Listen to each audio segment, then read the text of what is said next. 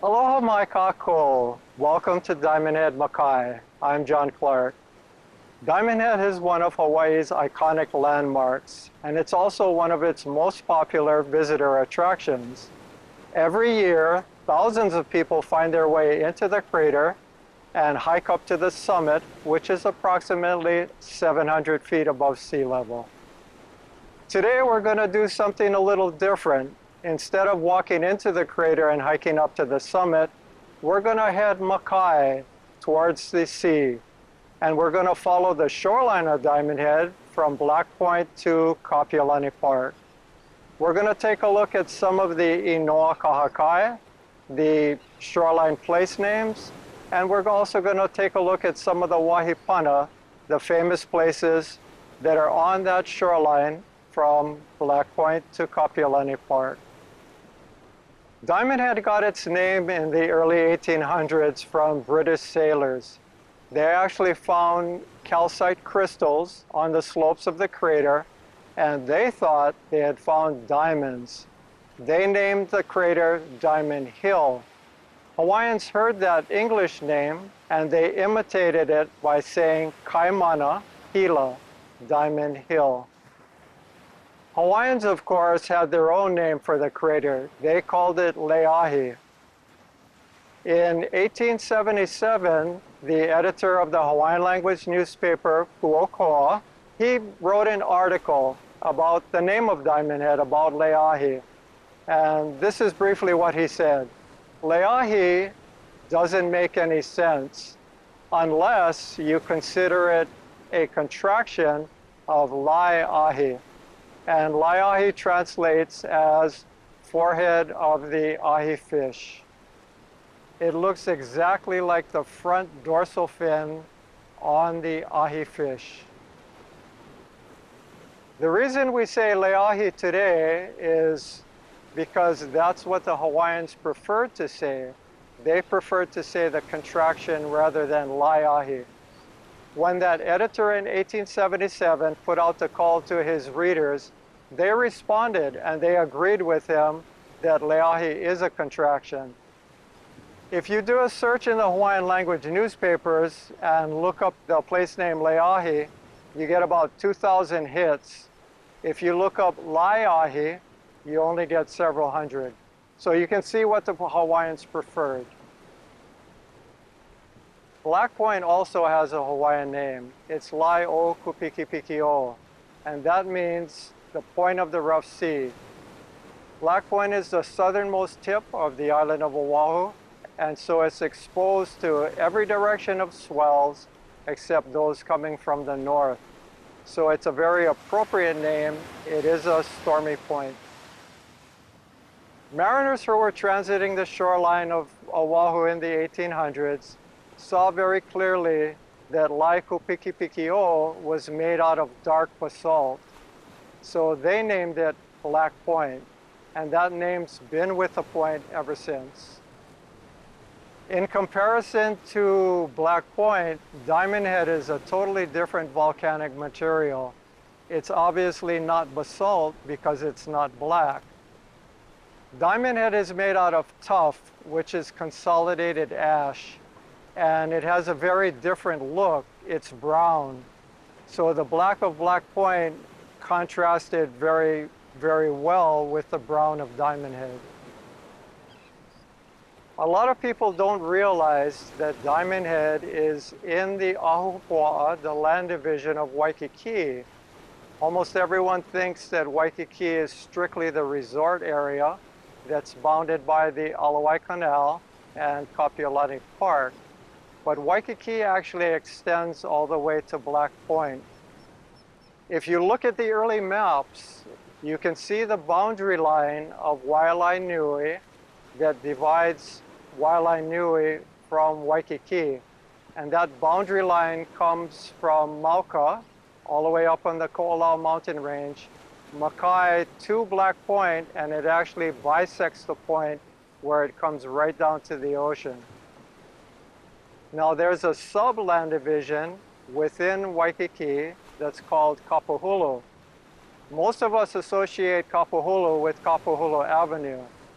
That starts over at Leonard's Bakery, and it runs past Rainbow Drive-In, and it ends up down in the Waikiki Resort area, right next to the Honolulu Zoo. But Kapahulu, the Iliaina of Kapahulu, that subland division, also extends all the way over to that boundary between Waikiki and Waialainui. So Diamond Head is not only within the Ahupua'a of Waikiki, it's within the Iliaina of Kapahulu. The boundary that I've been referencing that comes down to the ocean in the center of Black Point also splits to Kailawai'a. Kailawai'a were fishing grounds or fisheries, and they were actually a resource unit that was part of the Ahupua'a. Traditionally, we think of the Ahupua'a going from Mauka to Makai, but it actually, in my opinion, it actually extended out into the ocean with the Kailawai'a, with these fishing grounds. So going back to that boundary at Black Point, on the east side of the boundary is the Kailawai'a of Kahala. And on the west side of the boundary line is Ka'alawai. The Kailawai'a were very important resource units to the Ahupua'a back in the day. One of the things that came with the Western concept of land ownership, though, was that you could also own the Kailawai'a. And they, into the 1900s, they were actually bought and sold. When we became a territory and the territorial legislature was established, a lot of people complained to their legislators about the private ownership of the ocean waters. So in 1923, for example, the Honolulu Advertiser printed a huge article about the Kailawai'a, and it went into their history, and it included a map of all of the Kailawai'a around the island of Oahu. The end result of all of this attention to the Kailawai'a and to them being privately owned was that eventually the territory of Hawaii acquired them all, and they all became territorial waters. Even though the Kailawai'a are gone today, they're still with us. They're still culturally important. If you go back to the shoreline subdivisions, such as Kahala, you'll find the Kailawai'a names on the street signs. And they're often found in the shoreline communities, and sometimes even in our shoreline beach parks. One of the things I'm pointing out is that sometimes the names of the Kailawai'a moved on land. An example would be Kahala. Kahala moved to the land when the subdivision of the Kahala lots was created.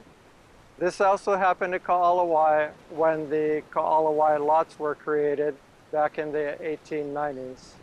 If you're thinking about the Kailawai'a of Kahala, you have to realize it includes half of Black Point.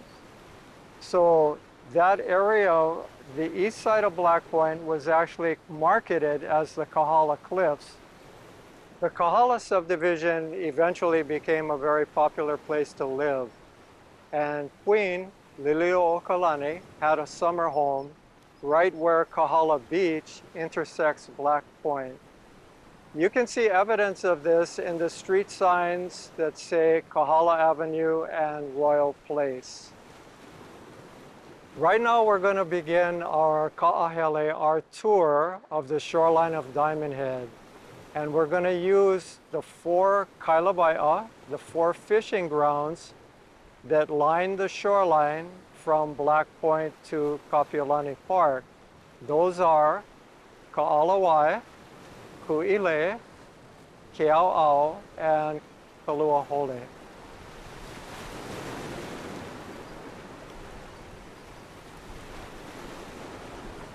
Right now we're at Ka'alawai. Ka'alawai is actually 3 words. Ka, which is the, ala, which is water-worn basalt, and wai, which is fresh water. So the literal translation is the water-worn basalt, but actually what the name is referring to are the freshwater springs that come up along the edge of Black Point. Hawaiians were well aware of these springs. In fact, one of them was famous. In 1906, a historian named William Westervelt actually wrote an article for the Paradise of the Pacific. And in that article, he identified the most prominent spring at Kāhala. He called it Punalu'u. Punalu'u is actually two words. It's puna for spring and lu'u for dive. So it means the diving spring. The true meaning of Punalu'u is actually going after fresh water that's emerging within salt water. It was fairly common for people to ride along the beach back in the day, and horses would smell the fresh water that was coming up in the salt water, and especially at low tide it was readily accessible, so the horses would actually wade out into the shallow water and drink what was for them brackish water, waikai. There are certain types of limu that are attracted to fresh water. And there were three types that grew here at Kāhala. One was limu eleele, which is a dark limu that grows on the shoreline rocks. The second was limu manawea, and manawea grows a little further offshore on rocks on the sea bottom, and it likes the fresh water. It's usually found down current. The third type of limu that was found here was limu vavaiole. Vavaiole means rat's feet, and the limu is bunched, looking almost like the claws of a rat. But it's a dark limu. It almost tastes like olives, and even till this day, when I walk the beach at Kāhala to go surfing, I see limu vavaiole on the beach. Most of the kailawai'a, including Kāhala, had kapuʻia. That means the fish was reserved specifically for the owner of the kailawai'a. The kapuʻia here at Kāhala was the anai, the full-grown mullet. In 1935, Doris Duke got married, and she was known as one of the richest women in the world at the time. She married a man named James Cromwell, and they came here to Hawaii on their honeymoon. Doris Duke really loved Hawaii and decided to build a home here. So she bought 4 acres of land at the base of Black Point and turned it into her home, which she called Shangri. Now let's learn a little bit more about Doris Duke. Doris Duke was a tobacco heiress and philanthropist. Her father, James Buchanan Duke, was the founder of American Standard Tobacco, and Doris Duke inherited her family's wealth when she was 12 years old. And in her early 20s, she got married and went on a honeymoon trip around the world, spending extensive time in Southern Europe, North Africa, West Asia, South Asia, and after visiting Mughal architectural sites in India, like Red Fort and Taj Mahal, she was inspired to commission a large marble bedroom and bathroom suite to be built by artists in Agra, India. And at the time, in the 1930s, there was a revitalization of traditional Indian craft happening in India, sort of spearheaded by Gandhi as a direct opposition to British colonial rule. It was Indians trying to sort of rediscover and reclaim their artistic tradition and practices, and in a sense, reclaim their culture. So Doris Duke being there at that time was just great timing for her to be able to commission artists working on that movement. And a lot of the sites that she visited had recently been renovated through that process. And her commissioning this large bedroom and bathroom suite actually helped that movement. Now, that may not have been her intention directly, but it definitely helped reclaiming this traditional artistic practice. So on the last leg of that honeymoon trip, they stopped in Honolulu. She decided to build her winter home here and had that large marble bedroom and bathroom suite shipped here instead. And that sort of became the nucleus of this new estate that she was building, which she called Shangri-La.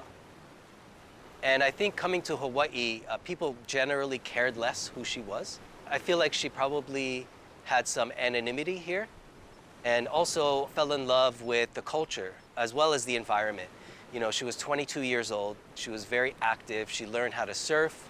She learned how to spear dive, how to throw net. And she was also lucky that she connected with Native Hawaiians and most famously with the Kahanamoku family. And I feel like she felt like she was somewhere that she could really be herself. The name Shangri-La actually comes from a novel written in 1933 by James Hilton called Lost Horizon. And it's a sort of a Western perspective on the East in terms of finding this utopia up in the Himalayas known as Shangri-La.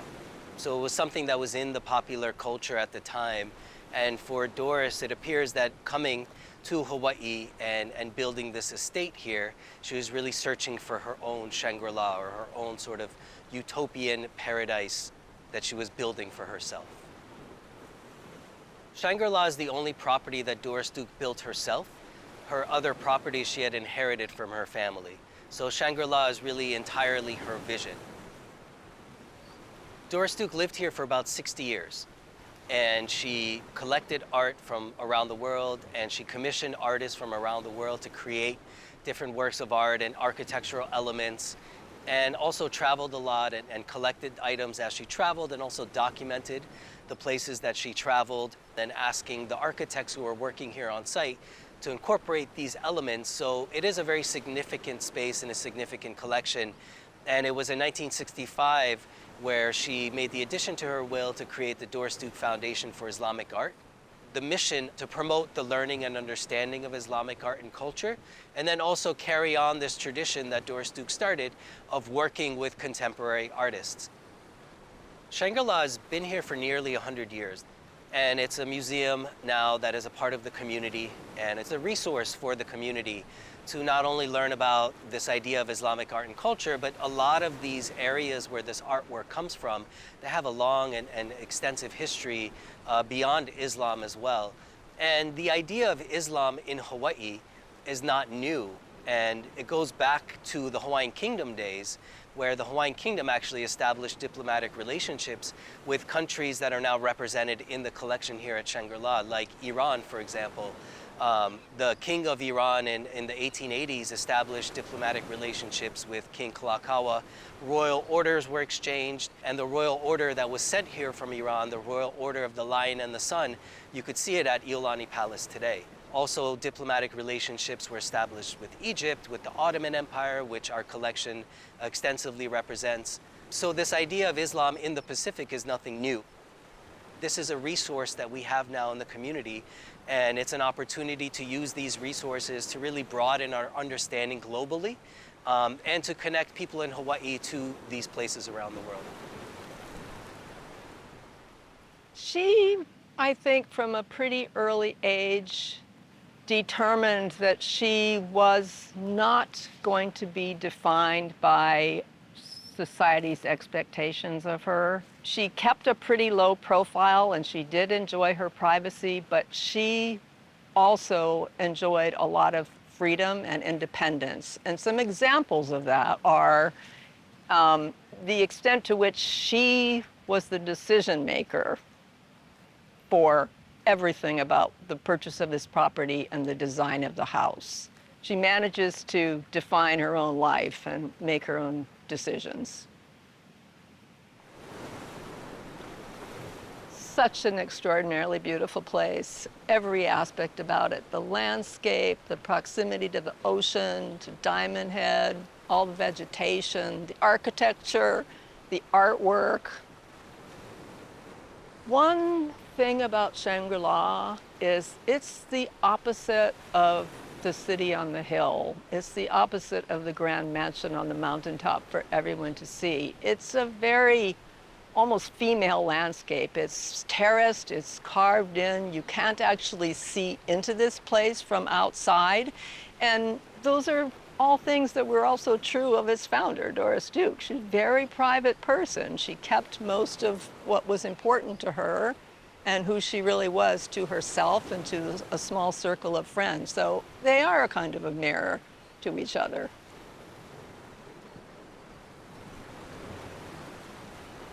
Doris Duke bought her 4 acres of land here at Black Point in 1935. She started construction on her home. During that construction process in 1937, she built a small boat harbor at the foot of her estate. The main breakwater was set up only to block the swells coming into the harbor from the east.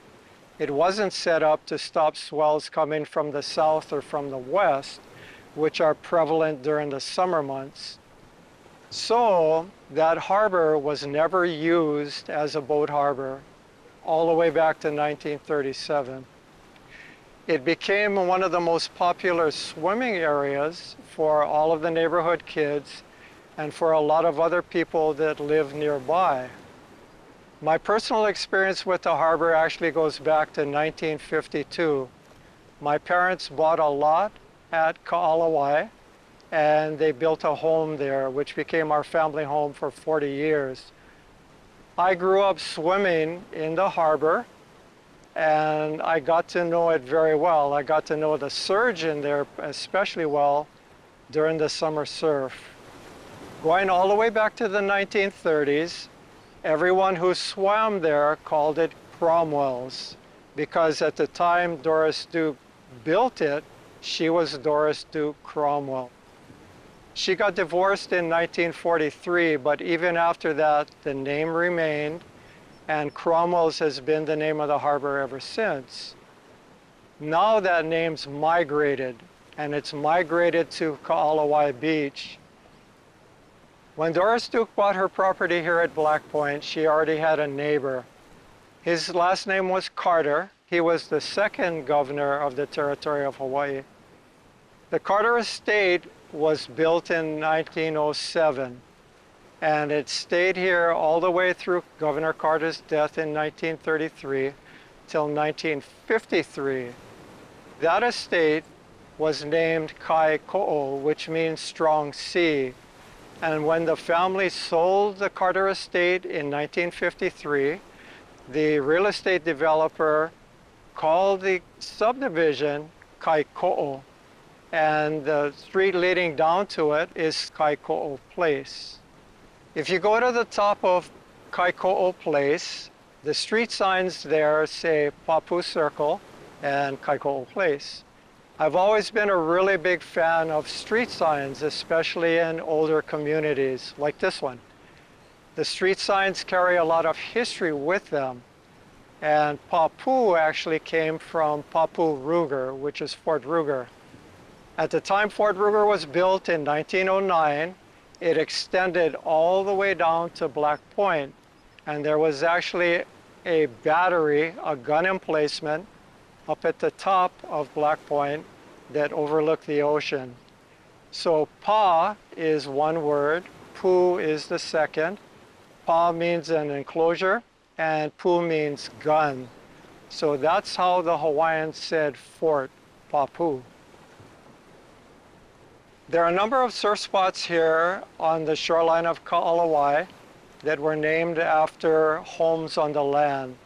The first one is Kaiko'o, which we know was the former Carter estate, and most of the surfers today just call it Kaikos. The next spot down the line was Patterson's, and this is a large channel in the reef that was straight off from the Patterson cottages. They were built in 1946 by Elizabeth Patterson and her husband, and they rented these beach cottages out to whoever wanted to stay at Kāhala. Those were eventually torn down and converted into 6 beachfront homes. The next channel in the reef west of Patterson's was called Mahoney's. The Mahoney's neighbor was a man named George Brown, and his estate, Ainamalu, went all the way from Diamond Head Road down to the beach. Straight out from Mahoney's is a deep water surf spot, and that was named Brown's early on for Ainamalu, for the George Brown estate. Kāhala ends at the last beach home going west along Kāhala Beach. Straight out from those homes is a surf spot called Mansions. And Mansions was named for the palatial homes not only on the beach, but that are on the sea cliffs between the beach and Diamond Head Road. Before we leave Kāhala, let's learn a little more about its history from Denby Fawcett.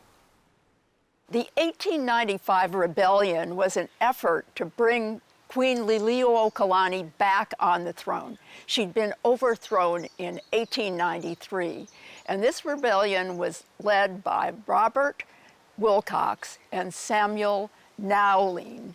And Nowlene was part of the Queen's household guards. They were very upset, and they wanted to regain and restore the Hawaiian kingdom, which had been overthrown by a small group of American businessmen. People look at Diamond Head today and think, oh, what a peaceful place, you know, overlooking Waikiki, all the tourists, so pleasant. But actually, Diamond Head was the site of a bloody battle that involved Winchester repeating rifles, cannons, and even bombs, some of them made out of coconuts.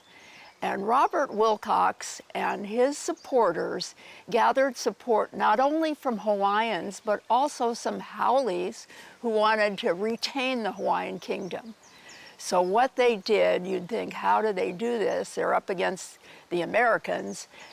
They purchased weapons in San Francisco, 30,000 rounds of ammunition and Winchester repeating rifles, 288 of them, to be sent to Hawaii on a ship that landed secretly, stealthily on Rabbit Island, where the weapons were transferred to a smaller inter-island vessel to be sent, some of them to Kahala, by where the Waialae Country Club is now, and others were supposed to go down to Kaka'ako, near the palace, but someone had blabbed and told about it, so they felt they were compromised. So they picked a second place.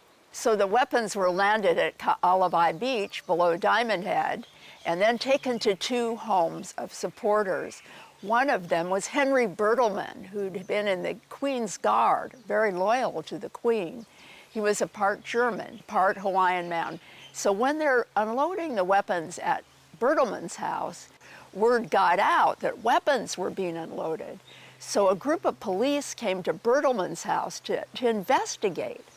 And when they came, then the Wilcox supporters, they got in a shootout, a firefight.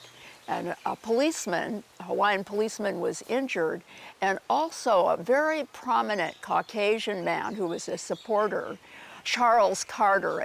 So then the provisional government declared state of emergency, and that was when the war started. The date was January 6th, 1895. Well, Bertleman's house is down on Diamond Head on the beach. So from there, it moved initially to Kapiʻolani Park, but then the American troops, the forces of Dole, were fighting Wilcox and his supporters. So they go up the slope of Diamond Head. By then, the Americans had a cannon in the park shooting up at them. The Americans also had a tugboat shooting up at Diamond Head, the tugboat called the Ileu. And they're shooting up. So Wilcox's troops become beleaguered, and eventually 5 of them are killed. And this happens when the American forces go up on Diamond Head above them and shoot down on them. So it's very terrible for them. So they start moving. They're on the run. They move to Kaimaki, Moi'ili'ili, Manoa, Nu'uanu, and they're dropping out along the way because they're not trained soldiers, and this is not good. But Wilcox keeps going, and eventually he's arrested in Iwilei, where he's hiding out in a house, hoping to get passage to the neighbor islands to get away. And also Queen Liliuokalani is arrested, because the Americans claim she knew all about this and she helped them, and they even claim she was hiding guns, and not true. Wilcox and 5 others are charged with treason, and if they were sentenced, they were to be sentenced with death. But this played out over many months, and his sentence was reduced, as was Liliuokalani. Eventually, Dole ended it, let them go, and it was over.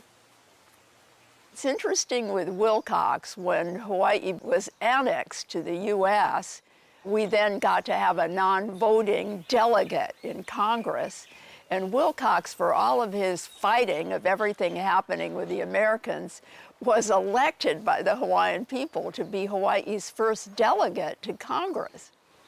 Wilcox was a hero. Hawaiians never stopped loving him and respecting him.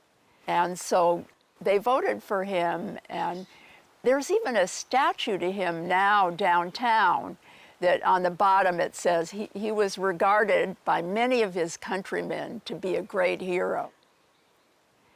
I think it's always important to know the history of places that you just look at and you think, oh, this is a nice beach, or even Diamond Head, oh, what a beautiful volcanic crater.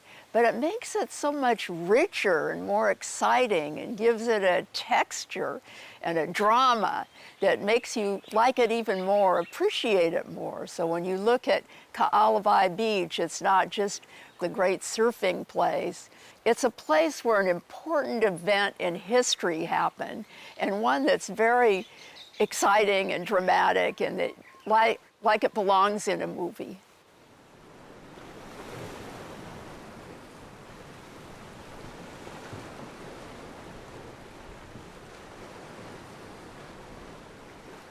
Right now we're standing right alongside Diamond Head Road, and we're in Kuilei Cliffs Beach Park. Kuilei is the name of the Kāhala, the fishing grounds that are at the base of the sea cliffs. Those fishing grounds start with the last home at Kāhala, and they extend all the way down to the Diamond Head Lighthouse. The original Diamond Head Road was built in 1901. It was improved in 1930. In 1953, the city and county of Honolulu acquired the sea cliffs. Fortunately, someone in the city realized the Hawaiian name of this area, which is Kuilei. So they added the word cliffs to the name of the park and called it Kuilei Cliffs Beach Park. So surfers, all the way back then, started calling the surf spot in front of the park Cliffs, and that's still its name till this day. The center lookout is special for another reason besides just stopping to look at the ocean, look at the surfers, look at the waves. There's a memorial there to Amelia Earhart. Amelia Earhart was a pioneer in early American aviation. She was one of the first 20 women to be certified as a pilot.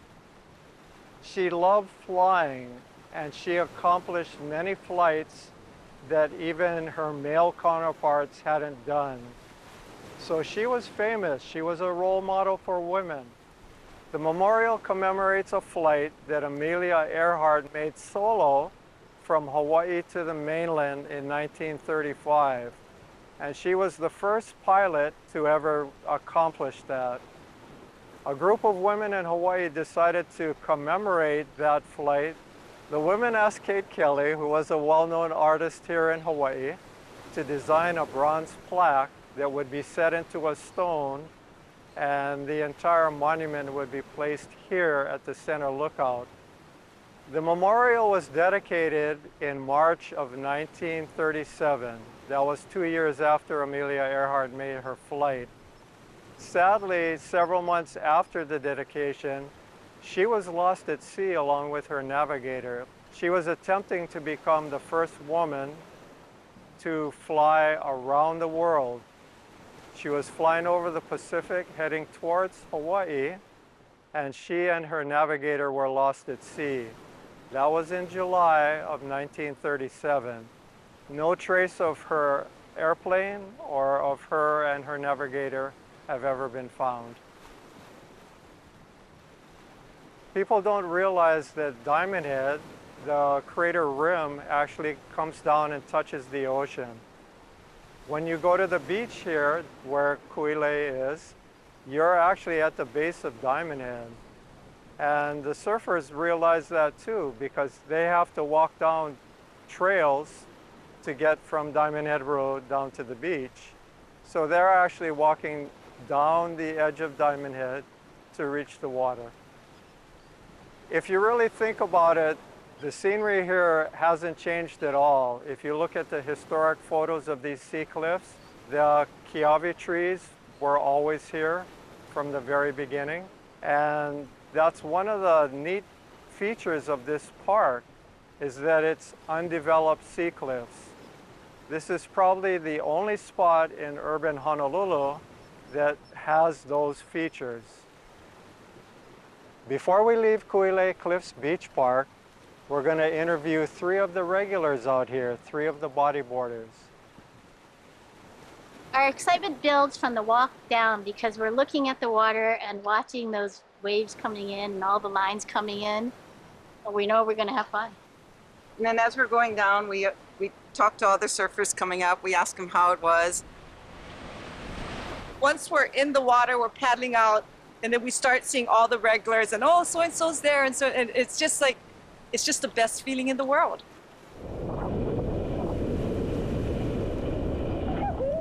I'm just excited to get out there. Can't wait to catch the first wave. But on the way out, I'm just looking at the reef below and seeing how beautiful it is. And then I'll turn around and look up and I get to see Diamond Head. It's just incredibly beautiful, especially when we have the rainbows. You see Diamond Head with the rainbows, and then out the current on the ocean is kind of chicken skin. Every time we come, like any surf spot, you see the regulars, and it's just a community feeling, a family feeling. We all kind of look out for each other. We cheer each other on when they catch a good wave. It's just the best feeling of all. On a nice windy day, the waves just peak, and they peak quickly, which is great for the bodyboarders because we get a quick takeoff, and the drops are exhilarating. You just ride that wave down, and it just makes you feel alive, and it's just fun.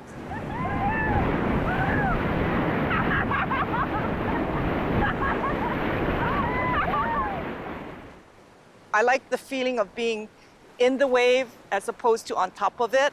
I don't know, I love it. I feel like a kid again, and to just enjoy the waters here and being able to partake of that. The ancestors of Hawaii have been doing this for hundreds of years. It's kind of like a church-like experience to me. It's very spiritual. When I come out, I do my pule, I call to my ancestors, I talk to my dad, and I invite my ancestors to surf with me. I feel like I'm not alone, even when I'm on the wave. I love Kuilei because here it seems to be more of a local surf spot, and I like it that way. That sense of community that we've gotten over the years with the people who keep coming every single day and enjoy the waves with us. And that's what makes it special.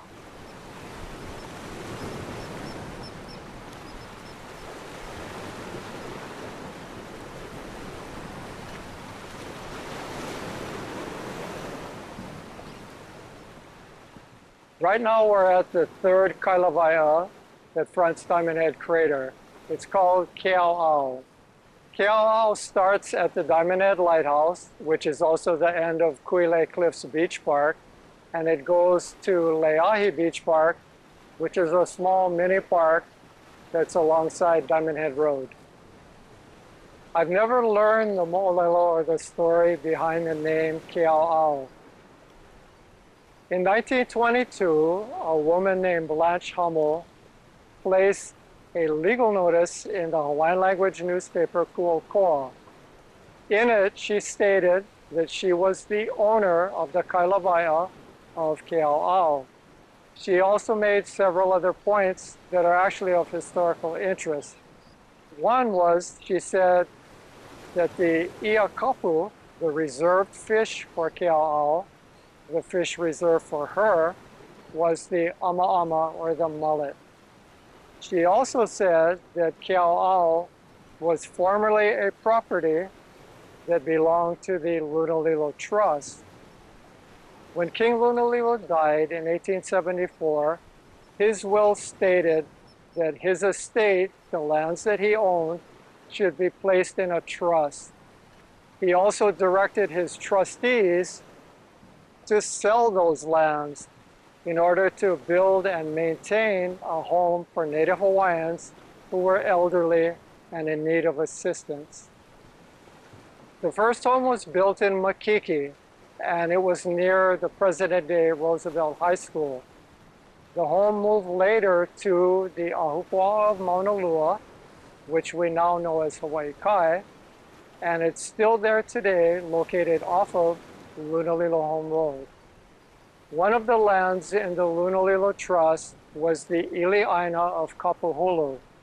We know that that Ili'aina is very large and that it includes all of Diamond Head Crater, and it actually goes all the way to Black Point.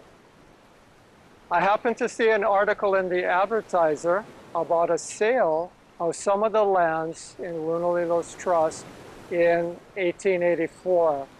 One of the parcels that was up for sale was the entire crater of Diamond Head. So I looked a little further in 1884 and I found the results of the sale. It said that Diamond Head Crater had been purchased by His Majesty. That would have been King Kalakaua.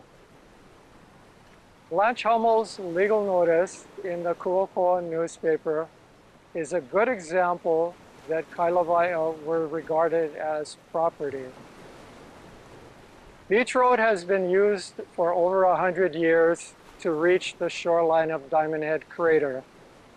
It originally was a trail that led from Waikiki Kai to the white sand beach that runs along the shoreline of Diamond Head. If you wanted to go Manaʻe, if you wanted to go to the east towards Black Point, this was the quickest and the fastest way to get around the crater. The Makai side of the crater has lots of deep gulches, and it would have been much simpler, it was much simpler, to simply walk along the beach to get to Black Point. When Kapiʻolani Park was dedicated in 1877, there was a lot more traffic coming down Beach Road. There were hikers, there were walkers, there were horseback riders, even people in carriages that wanted to see the shoreline of Diamond Head. One of the uses the territory of Hawaii made for it was to run a water line along Beach Road and across the beach that fronts Diamond Head Crater. That water line went all the way to the homes at Ka'alawai. Those homes started to be built in the 1880s and 1890s. To lay that water line across the beach, they actually had to dig a trench through some of the rocky shelves. There are still trenches here at Keau'ao and at Kuilei that used to carry the pipeline. In fact, if you look at the trench at Kuilei, there's still a remnant of the pipe still in the trench. The white sand beach that starts at the end of Beach Road and runs all the way to Black Point has some very small grains of calcite crystal. Those grains sparkle in the sun. The Hawaiians call these sparkling sands one anapa or one alohi. These sparkling sands are not unique to Diamond Head. They're also found elsewhere in the Hawaiian Islands. One of the wahipana on the shoreline of Diamond Head is Diamond Head Lighthouse. Hawaiians called lighthouses hale ipu kukui. Hale is house, and ipu kukui was a traditional lamp. So hale ipu kukui really translates as the house of light. Let's learn a little more about the Diamond Head Lighthouse from Admiral Day, whose home, his residence, is on the grounds of the lighthouse. Diamond Head's been used for years as a sentinel to the sea, to warn mariners from danger. If you look over my shoulder, there's a buoy that marks a reef. Prior to that buoy being there, the lighthouse was here. And our records go back to 1878, when fires were lit along Diamond Head, just to let mariners know they were approaching a dangerous situation. Just to arrive here, they've traveled a great distance, and out to 18 miles, they'll see that white beam of light, that strobe from the lighthouse. The Coast Guard's had a presence here at Diamond Head since 1939. Back when we had lightkeepers here, it was very austere. You see old pictures and going up the road, there were no homes. It didn't look like it does now. And you read some of the narratives, and they talked about a bus that would come occasionally and take them into town. They were on call 24/7. There was oil that kept the lights on before it became electrified. I think it's one of the most unique experiences a Coast Guard admiral can have is living here. It's iconic in nature. It's beautiful. It's something that I think we all aspire to. The Coast Guard's work is 24/7, 365 days a year. It's such a great vocation. It's a great career. It's a job where you get to help people, and it really has a lot of meaning to me and to the men and women of the Coast Guard. They join to help people. This lighthouse serves as a visual reminder of the maritime history and the connection that the Coast Guard has to the people of Hawaii, providing safety to those at sea. The history of the Diamond Head Lighthouse, the Hali'ipu Kukui, is an important part of Diamond Head's story. Keaoao ends at Leahi Beach Park. It's a small mini park that's just off of Diamond Head Road. That little park was formerly a private residence, but the family donated it to the city and county of Honolulu, and today it's used as a small park. Directly offshore from Leahi Beach Park is a deep channel through the reef. This channel is a typical feature that Hawaiians would have used to mark the boundary between Kailawaiʻa.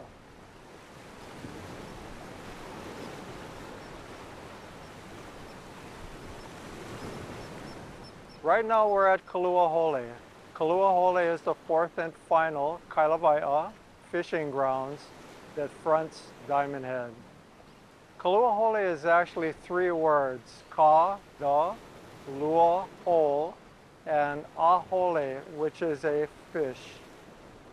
Most fishermen in Hawaii know this fish as aholehole, but Hawaiians differentiated between the juvenile fish, aholehole, and the mature fish, ahole. So this place name is referring to the mature fish, Kalua ahole. Right now I'm standing in Makai Beach Park, and Makai Beach Park is right in the middle of the Kailawaiʻa of Kaluahole. Makai is actually the name of a fishing heiau that was on the slopes of Diamond Head, inland of the park. In 1925, a developer bought a large parcel of land on the inland side of Diamond Head Road. He used the name of the heiau, Makai, for his development. He called it Makai Track, and the road leading into it off of Diamond Head Road is still known today as Makai Place. So when the city and county acquired this house lot that's now the neighborhood park, they chose the name Makai Beach Park for this particular neighborhood park. The name Makai comes from a supernatural tree, and that was its name, Makai. And this supernatural tree had power. It had the power to attract fish. So if you think about it, that's a very appropriate name for a fishing heiau. Makai Beach Park is very popular not only with beachgoers and fishermen, but with surfers too. And they've given a lot of colorful names to the surf spots that are straight offshore. So from east to west, you have Sleepy Hollow, you have Suicides, Graveyards, The Winch, Radicals, Tongs, Rice Bowls, and Zeros. The name Suicides represents danger. It doesn't actually mean that someone took their life there. It's simply referring to the fact that if you go surfing there, you have to be careful of the shallow reef that's inshore. You have to realize that a lot of these colorful names were given back in the 1950s, 1960s. And that's before we had surf leeches. So if you were surfing at Suicides and you lost your board, it went up on this shallow reef and maybe the board would get damaged or you would get cut chasing the board over that shallow reef. The name graveyards for the surf spot actually goes back to surfing slang from back in the day. We used to say when I was in my teens that if you caught a wave that was steep and you actually got into the tube, got into the barrel of the wave, but the wave broke on you and you didn't come out, you got buried. So that's the connection between graveyards and surfing. On the Waikiki side of Kaluahole, the spot that's called the Winch actually goes back to a shipwreck in 1913. The name of the ship was the S.C. Allen, and she was a lumber carrier. She went aground on the shallow reef where the surf spot is located. The boat was salvaged, the ship was salvaged along with all of her cargo, the lumber, but her winch was left on the reef, and that became the name of the surf spot. Probably the best known spot at Kaluahole is called Tongs. That name actually goes back to a man named Rudy Tong. He was a local businessman. He was the founder of Aloha Airlines, and he was also the owner of Tong Publishing.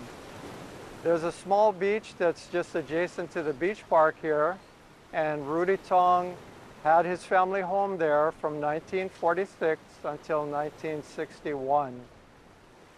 Two of his children surfed, Michael and Ronnie, and their home on the beach was a gathering place for all of the surfers in the neighborhood. And they would all go surfing at the very end of the reef at Kaluahole. So that spot was just referred to as Tongs, and that's still its name till today. Back in the day, Native Hawaiian surfers named their surf spots just like we do today. When non-Hawaiian surfers got involved in surfing, they started renaming the spots with English names, and that's pretty much what we've ended up with today. Personally, I've made it a mission to try and find the old Hawaiian names for the surf spots, and I've been able to come up with about 100 of them. The problem is that the references to them in the Hawaiian language newspapers are often very brief, so we don't know exactly where those spots were. As far as fishing for ahole goes for here in Kaluahole, I've only heard of one person that's done that, and that was a good friend of mine, Mike Tong. And he told me that the very shallow reef directly in front of his house was the one spot among all the reefs out here that had ahole fish. The reef where the ahole hole is has some metal pipes sticking out. And I heard from some of the old-time residents that those are remnants actually from World War II. After the attack on Pearl Harbor, there was an effort to fortify the south shore of Oahu. Those famous photos that we've seen of Waikiki with barbed wire would have been part of that fortification effort against landings. There's a deep channel that bisects the reefs at Kaluahole. It comes straight into shore to a little pocket sand beach that fronts the Kainalu condominium. That deep channel separates the surf spots. Sleepy Hollow and Suicides are on the east side of the channel, and graveyards and all the other spots down to Tongs and Rice Bowls are on the west side of the channel.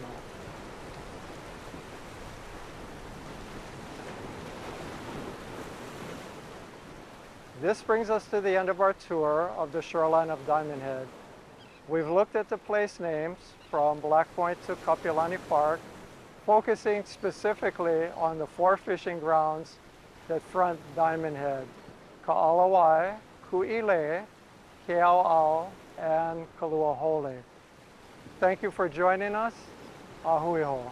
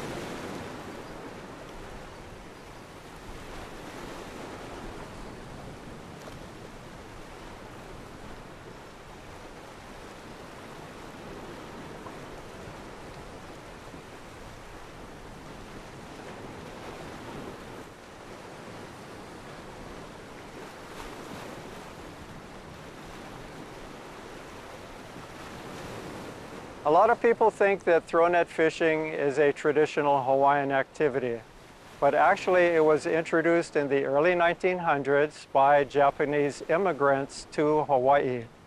As soon as the Hawaiians saw it, they loved it, and they adopted it as their own. Hawaiians called throw net fishing upena kiloi.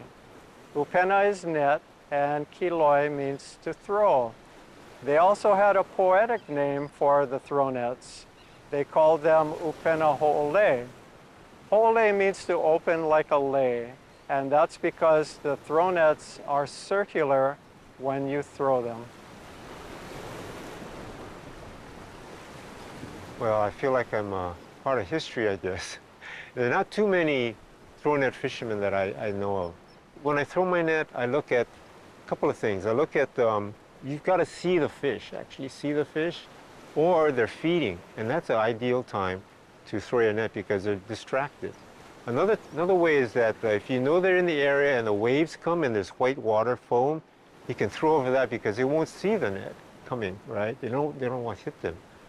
I started coming here around 1951 or 52, and I was around 3 years old, and I came with my dad. You know, mullet season was usually around November, December, January.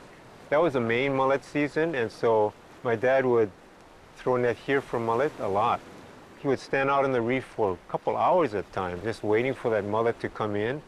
I really aloha this area because it was so much a part of my life, and I grew up here enjoying this, and it's, you know, I'm so grateful that I was able to do that, and that the ocean and sea life here provided so much for me to enjoy.